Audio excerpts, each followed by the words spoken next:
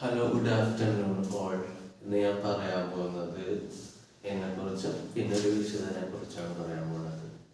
ഈ ഇടയ്ക്കൊന്നും വർക്കൊന്നും കിട്ടണില്ല. അപ്പോൾ തിരസ്കാരം മൊത്തം, എവിടെ നോക്കിയാലും തിരസ്കാരം. അത് എൻ്റെ പബ്ലിഷ് ചെയ്ത വർക്കൊന്നും കിട്ടണില്ല, വർക്കൊന്നും കിട്ടണില്ല. ഈ ഇടയിൽ ഇത്തിരി ഡൗണാണ് ഞാൻ. അപ്പോൾ എന്നെ പ്രത്യേകിച്ച് പറയാൻ ഞാൻ തിരസ്കാരങ്ങളുടെ രാജകുമാരനാണ്.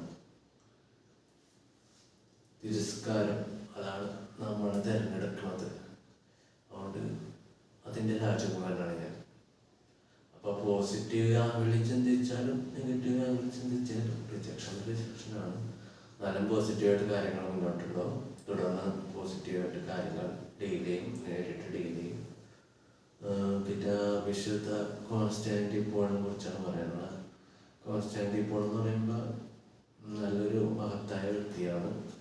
അദ്ദേഹം റോമിലെ ആദ്യത്തെ വിശുദ്ധനാണ്. പുള്ളി നല്ലൊരു റോൾ മോഡലാണ് എൻ്റെ ജീവിതത്തിൽ. വിശുദ്ധ കോൺസ്റ്റാന്റിനോപ്പിൾ എന്ന് പറഞ്ഞാൽ ഇറ്റലിയിലെ ആദ്യത്തെ വിശുദ്ധനാണ്. ആദ്യത്തെ വിശുദ്ധൻ. അധികാരവർഗങ്ങൾ ആദ്യത്തെ വിശുദ്ധൻ എന്നറിയപ്പെടുന്നത് വിശുദ്ധ കോൺസ്റ്റാന്റിനോപ്പിളാണ്. മിലാൻ വിളംബരം അങ്ങനെയൊക്കെ കാര്യങ്ങളൊക്കെ ചെയ്തിട്ടുണ്ട്. വീടിതിലൊക്കെ ഇറക്കിയിട്ടുണ്ട്. ക്രിസ്തുവിന് ഇതൊക്കെ ചെയ്യുന്ന ആൾക്കാർ അവരൊക്കെ വെറുതെ തുറന്നിട്ടിട്ടുണ്ട്. അവർക്ക് സ്വാതന്ത്ര്യം കൊടുത്തിട്ടുണ്ട്. പിന്നെ സ്വാതന്ത്ര്യ ചിന്താഗതിയാണ്.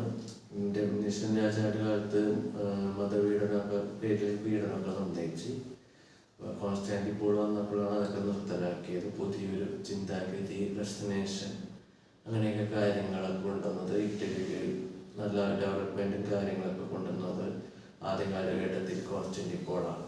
ഇതോട് പറയാനുള്ളത്. അപ്പോൾ ആഴ്ചയിൽ ഒരു തവണ വീഡിയോ ചെയ്യുന്നതായിരിക്കും. വ്യൂസും കാര്യങ്ങളും കിട്ടാൻ വേണ്ടി എല്ലാവരും സബ്സ്ക്രൈബ് ചെയ്യുക, സപ്പോർട്ട് ചെയ്യുക.